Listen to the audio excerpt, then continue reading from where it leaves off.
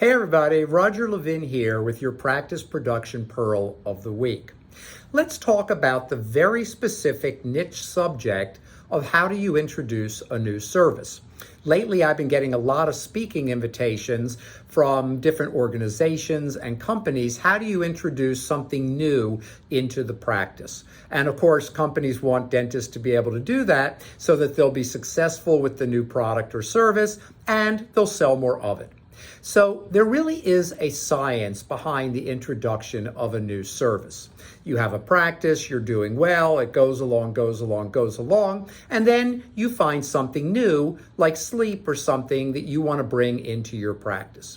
And what you don't want to do is what a lot of practices do. Take a lot of CE, spend a lot of time and money, and then not tell anybody and just look for those cases you can cherry pick to do the new service.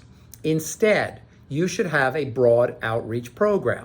Number one, you should be communicating with your patients every 30 days anyway, no matter what. Find a reason every 30 days to send an email to your patients to update them, upgrade their knowledge of the practice, and of course, this is partly where you introduce your new service. So one of your emails could be to tell them, we have a new service, tell them what it is, tell them which patients probably qualify best, tell them the benefits of the new service, and invite them to call the practice to talk about it or make an appointment to come in to learn more. Even if nobody calls, your entire patient base now knows there's a new service. That's number one. Number two, patients come for hygiene. We want, as a target, 98% of your patients to be active. Active means they have their next appointment, and of that 98%, about 96% of them should have their next hygiene appointment.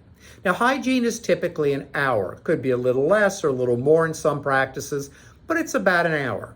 Well, if I sat here right now and talked to you for an hour, which I do in most webinars that I'm still presenting, anywhere from 4 to 8 a week upon request, that's an hour of information. That's a lot of talking. Well, your hygienist has an hour. So every patient who comes through should learn about the new service again through your hygienist. Write the scripting, write the benefits, and let the patient know. Maybe you don't need it or you don't qualify for it, but I want to tell you about it because you might know someone else who does.